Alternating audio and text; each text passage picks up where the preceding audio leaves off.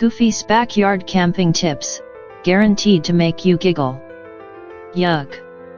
Howdy, pals. Goofy beamed, popping into view with a giant floppy hat, a tangled fishing pole, and a backpack twice his size. Welcome to Goofy's backyard camping tips. Today, I'm taking ya on a camping adventure, right in my very own backyard. Goofy spun in a circle, arms wide as he proudly presented his wild backyard. A couple of garden gnomes stood guard near a kiddie pool, and a curious squirrel peeked out from a bird feeder. I just love the great outdoors, Goofy declared. The fresh air, the crickets chirping, the marshmallows melting onto your shoes, that's the good life. He leaned in and whispered with a wink, "Now, I gotta warn ya. I may not be the world's best camper, but I am the world's silliest. So hang on to your tent poles, folks, cause this backyard campout's gonna be full of fun, flubs, and funny bone-tickling adventures." Setting up camp. First thing's first, you gotta set up your tent, Goofy said, dragging a large canvas bag into the middle of the yard.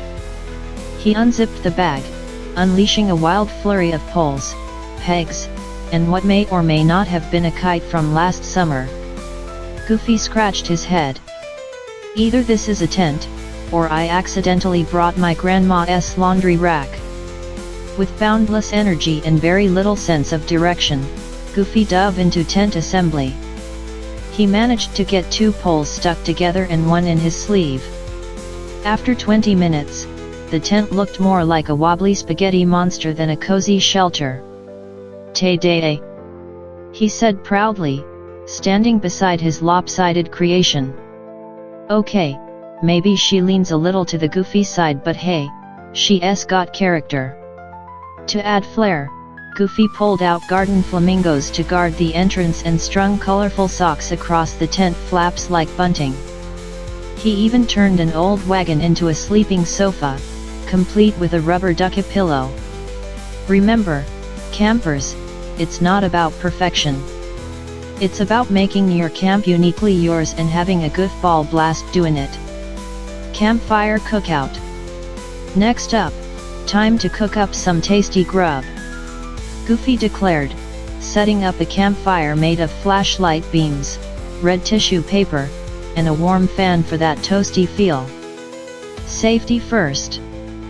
Fire is hot and stuff, so let us fake it and keep them eyebrows intact. He balanced hot dogs on a stick, trying to roast them over the tissue fire.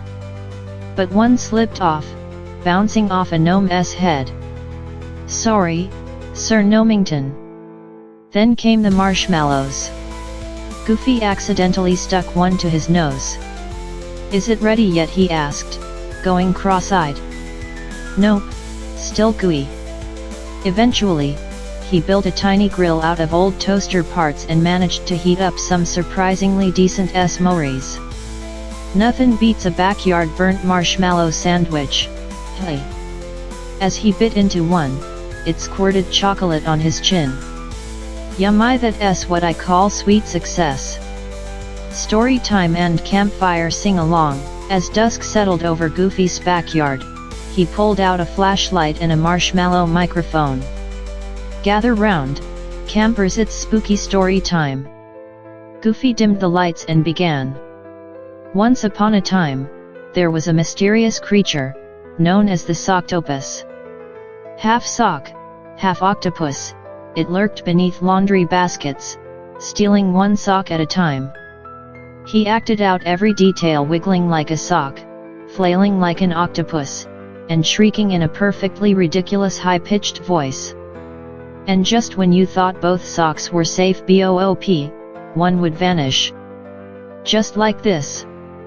After the laughter settled, Goofy strummed a ukulele very badly and led a silly sing-along. "Marshmallow moon, so sticky and round, dropped in the grass, now it can't be found." Camping with Goofy, it's always a treat, till your s'more runs away with your left foot to eat. Sing along, pals. Goofy encouraged, handing out wooden spoons as pretend microphones. The louder you sing, the faster the bugs dance. Good night, campers. With the stars twinkling overhead and crickets chirping a sleepy lullaby, Goofy snuggled into his tent, though his legs poked out the flap and one sock was definitely missing. Well folks, that wraps up our backyard camping adventure, he yawned, pulling a rubber ducky close. Remember, you don't need fancy gear or perfect plans. All you need is a patch of grass, a giggle in your gut, and the courage to get a little goofy. He gave the camera a sleepy wink. So grab your flashlights, roast your marshmallows even if they land in your shoe, and have your own backyard camp out. Just remember to invite the Socktopus. He gets lonely. Goofy waved one last time. Good night, campers. Sleep tight, don't let the giggle bugs bite. Yuck.